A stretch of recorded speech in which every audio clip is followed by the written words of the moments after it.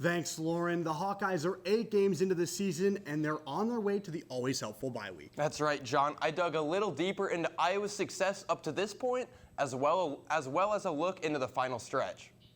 College football has been getting more and more competitive ever since the football playoff was implemented.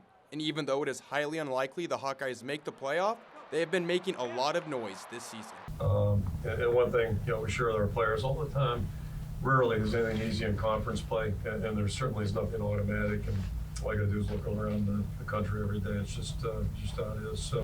Iowa has won every game against unranked opponents, but their last 2 games against top 25 teams, they've fallen just short.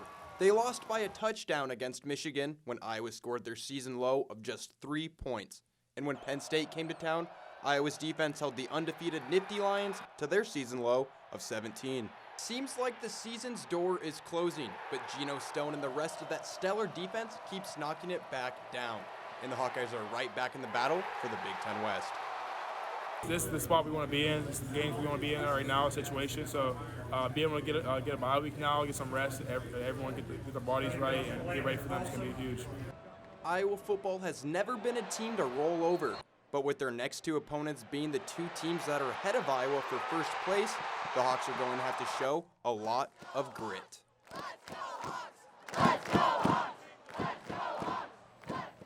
Iowa has a chance to salvage their season if they can somehow manage to get wins over the Wisconsin Badgers and the Minnesota Golden Gophers in the upcoming weeks. And to add to the Hawkeye hype, we're going to go over some of Iowa's best stats this Friday.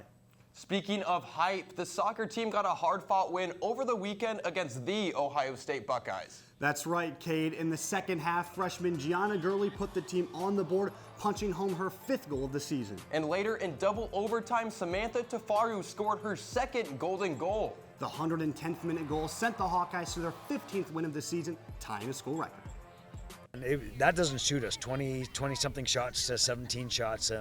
That's a lot for us. But that also says something to Ohio State. They've got a lot of very talented players, and but very resilient. I mean, we just kept plugging away, and it had the same feel of last week against Minnesota, where they kind of believed that they stayed in it, and they were gonna win. And I'm just very proud of them. If I had to put it into words, I'd just say that we've shown resilience through every single game. I think that we have just shown so much relentless effort to not give up. And I mean, these past couple games where we've been winning in double overtime, that's the epitome of our team. We might be down, or we might be tied, and we just know that we want to win, and we want to go out there with all of our heart and lay it out on the field and just keep it going. The soccer team heads to the Big Ten tournament this weekend to take on Penn State. And Iowa swimming dove into some Big Ten action at home this past weekend. Minnesota has been a tough opponent for Iowa in the pool the past couple years. But the Hawkeyes swam vigorously to secure a Big Ten win. It's a big win for the 23rd ranked Hawkeyes, defeating the Gophers, who came in at 25. Both the men and women return to action this weekend, with the women hosting Michigan and the men heading to Bloomington to take on Indiana. Well, I don't know if home field advantage is real for the Stros or the Nats. The home team is 0-5 in the World Series for only the 3rd time in MLB history.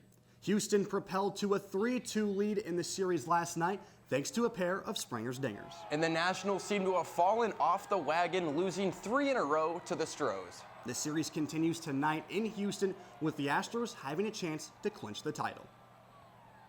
Well, John, seems like we're out of time. You know, Cade, you hate to see it. Well, tomorrow we'll hear from Connor McCaffrey and his thoughts on the impending basketball season. Lauren, we're #full sending it back to you at the desk.